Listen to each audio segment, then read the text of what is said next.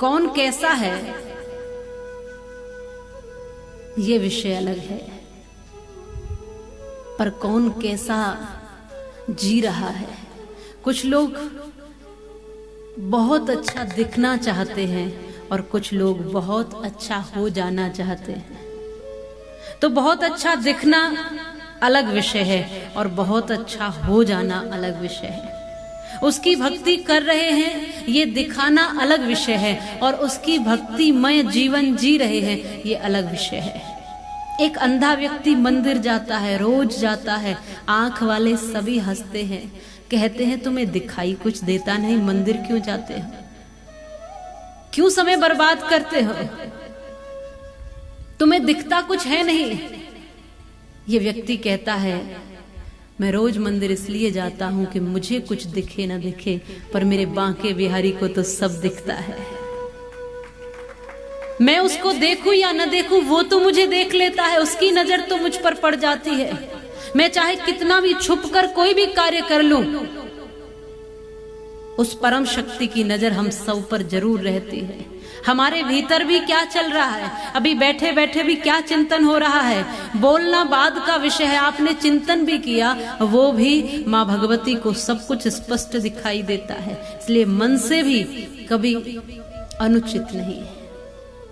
और ये विशेषकर समय समय पर हमारे शास्त्रों के अनुसार, हमारे ऋषि परंपरा के अनुसार हमारी संस्कृति में त्योहार और उत्सव आते रहते हैं, जिससे कि हम और आप सब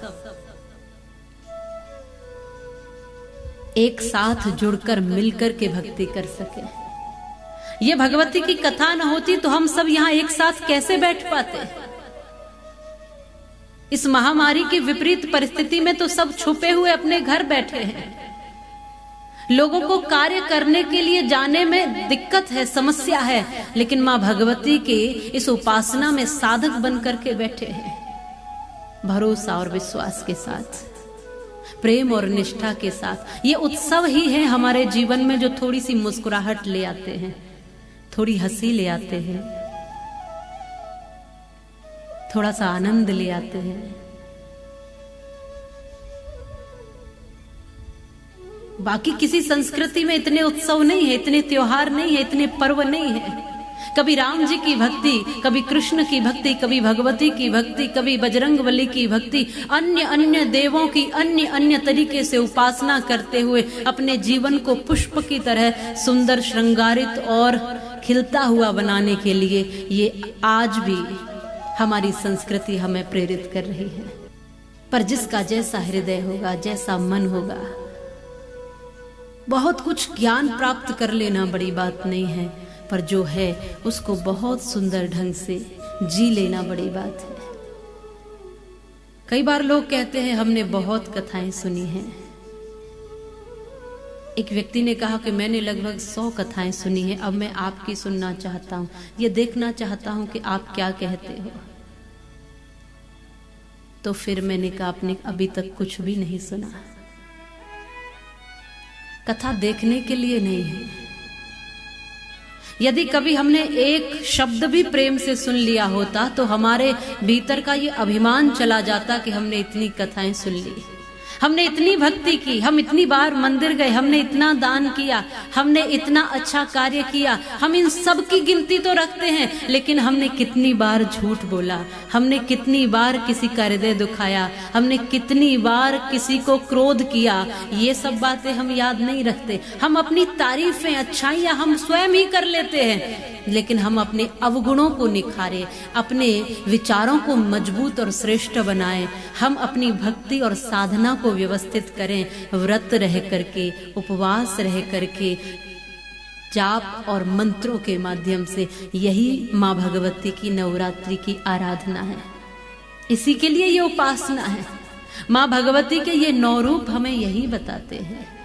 पहले तो पवित्र मन हो जाओ, निर्मल हो जाओ, स्पष्ट हो जाओ। कल भी मैंने कहा था ना कि दिखावट, बनावट और सजावट, दिखावट, ये चारों बातें भक्त के भीतर नहीं होती। वो जैसा भीतर है वैसा बाहर होता है, वो बाहर कुछ और भीतर कुछ, ये बनावट नहीं रखता है। और जब हम ऐसे हो जाते हैं तो प्रभु के प्यारे हो जाते हैं, फिर हमें और कुछ करने की आवश्यकता नहीं पड़ती है।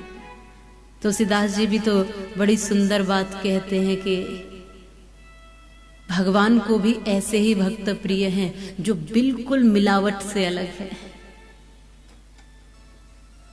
निश्चित रूप से आज के समय में मिलावट तो है, लेकिन जो थोड़ा सा मिलावट से दूर है वही प्रभु के शरणागत है। इस दुनिया में रहते हैं तो बहुत सारी उलझन और झंझावात होते हैं, पर उन उलझनों से थोड़ा सा निकल करके बचे रहो, स्पष्ट बने रहो।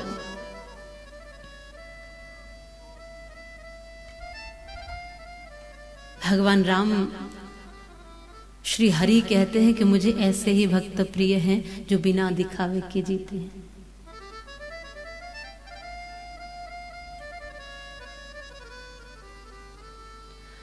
हो निर्मल मन जन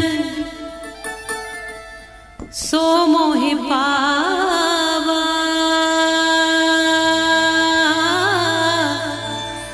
मोहि कपट छल छिद्र न भावा। राम सिया राम जय जय राम।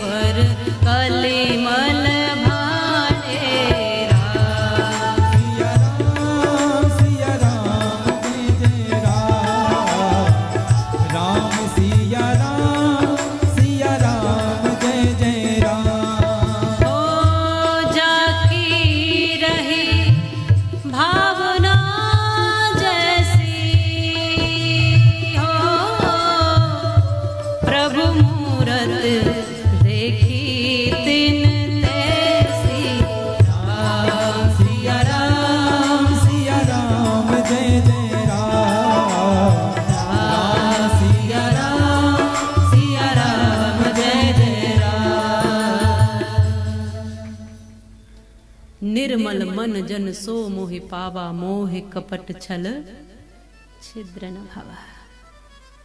निर्मल मन होगा, पवित्र मन होगा, वही उपासना कर सकता है। जब तक मन में भरा मलिनता पाप है तब तक तेरा व्यर्थ पूजा जाप है। यही कहा था कि ये मन सा न जग में प्रकाश कोई सच्चा मित्र।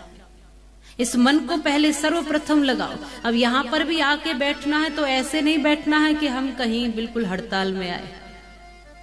बिल्कुल भाव से बैठना है, हल्का सा होके बैठना है, आनंदित होकर बैठना है, मुस्कुराहट के साथ बैठना है। जिंदगी में सदा मुस्कुराते रहो, वैर तुम कम करो, दिल मिलाते रहो। रात काली सही कोई गम न करो, बहुत मुश्किलें सही पर आंख नम ना करो। एक सितारा बनो, जगमगाते रहो, जिंदगी में सदा मुस्कुराते रहो। एक मुस्कुराहट सी लेकर बैठो। और यहाँ ब्रज धाम में, वृंदावन धाम में श्री ठाकुर जी के शरणागत होकर बैठे, फिर भी बोझ तले ऐसा लगता है कि दबे हैं कुछ लोग। पदवी का भार, नाम का भार, प्रतिष्ठा का भार, बहुत कुछ भार लपेटे हुए बैठे। ये सब छोड़कर एकदम हल्के होकर, आनंदित होकर के माँ भगवती के बालक बन करके बैठे तो आनंद आएगा, तो कथा मीठी लगेगी। नहीं तो चिंता रहेगी, हंसोगे फिर भी देखोगे इधर उधर, कोई देख तो नहीं रहा। अरे बहुत बड़ी पदवी है मेरी, क्या कहेंगे लोग कि कैसे पागलों की तरह हंस रहा था।